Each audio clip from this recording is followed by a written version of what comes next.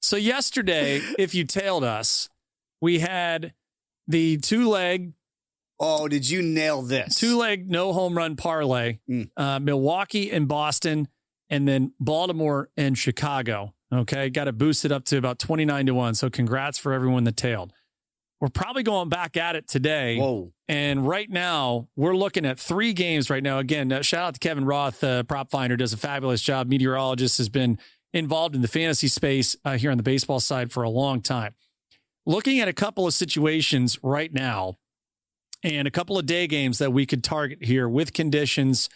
Now, it's always a little dire, or at least a little dicey, I should say, when you take a no home run in any game involving Yankee Stadium. However, the conditions, according to Kevin, are going to be slightly above average, as he says, as poor home run hitting weather. So we're going to take a no home run there.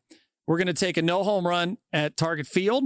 Temperatures in the 40s, winds blowing out to center. However, Kevin says the cold air outweighs the wind in this case. So bump down to the hitters. Now, the final leg of the lottery ticket parlay. At Citi Field, your Metropolitans. 44 degrees. Winds a bit out to the left, but still Kevin views it as an overall net negative to hitting due to the cold air. Ooh. That 3-leg no home run parlay. So Athletics, Yankees, Tigers, Twins, Diamondbacks, Mets. Your lottery ticket is plus 92.60, so a little under 93-1. We're going to play it for a quarter unit. Oh, wow. Then what we're going to do is we're going to round robin it. So people not familiar with that, again, we're going to take those 3 games. We're going to round robin it. So again, you have basically 3 2-leg parlays that you're going to do. And I will do the math on that before the end of the segment, but that's how we're going to do it. You're going to be positive. Exactly. You're going to be in the black. Exactly.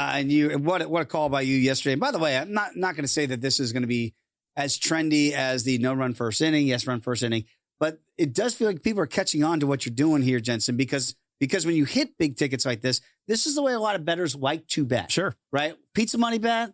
Let's get some super long odds, but with a I don't want to say realistic, but with a plausible scenario like it hit yesterday for you. You have to take advantage when the weather conditions are right, because this is not going to be, I mean, we only get to once the heat. We only really get to do it in April. That's right. And then probably into September, just depending, weather dependent, obviously.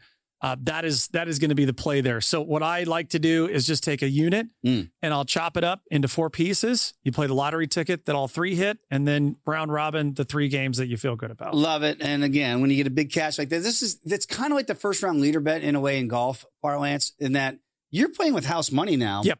For as long as you want to play with house money. Right. So it's hard to hit those first round leader tickets, right? And so I readily admit I can remember them on one hand. But if you can get one, you're normally going to be playing house money for the rest of the year with that type of bet. Okay, so the ones we don't have to worry about, obviously we have the first game of the day in South Beach. That is Lone Depot Park. Yep. We do not have to worry about it. The roof will be closed. Looks like there is a chance of weather down there, 60% chance of rain.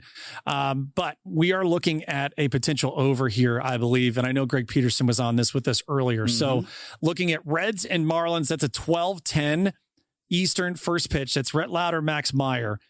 Looking at some of it, I would say the over would be a nice play. And I don't know if I have a feel on the side, but I think the over 8, Dave, would be an actionable spot there. I like both these teams. I've only bet the Marlins and their over win total 72.5. Feel good about that, 2 weeks into the season. We'll see how if that changes at all. But what I'm getting at is I like kind of the makeup of some of these younger teams. I don't know if they have staying power for 162 down there in South Beach. The other team that I like, despite their start, is the A's. Okay. I feel like they're competitive. Yes, the bullpen's blown a couple against the Yankees and the like early on the year, and their record doesn't look good here. It's going to be Jeffrey Springs today against Ryan Weathers in the boogie down. But what do you make of the A's? I do feel like, what was their old swinging A's? I feel like they're back to those ways. They can mash. Can they pitch enough? We'll find out. And just at least by the numbers to start, Athletics currently not good in the rotation. No. But that was a part we identified. We thought that would be the problem. Okay. Back into the bullpen, they're still searching. Yep. offensively, they haven't really done much either. And to think that you're only 2.5 games out, with again, just 11 or 12 games in here behind the Rangers, they have plenty of time. Fielding's been fine. It's been about league average. This is a spot, though, in the schedule. Again, you're going to finish up with the Yankees today, then 3 against the Mets starting tomorrow before you come back home against those Rangers for 4, and then you welcome in the White Sox. I would say that from a hitting perspective, and we just talked about weather-wise, we were one of the first people to look at Sacramento and say, just last year, be betting those overs because the ball's going to travel. Perhaps when they come back home here, this could be that launch point for them. You know that I always look at it now and say, hey, the games in April matter the same as they do in September. Yep. Right. So I know people discount some of these series. I don't, especially for Kansas City when the White Sox come to town and you're scuffling a little bit here to begin the season. If you're KC, yep. Tigers are down. Guardians with the magic box that is the Guardians figure out ways to win games. Right.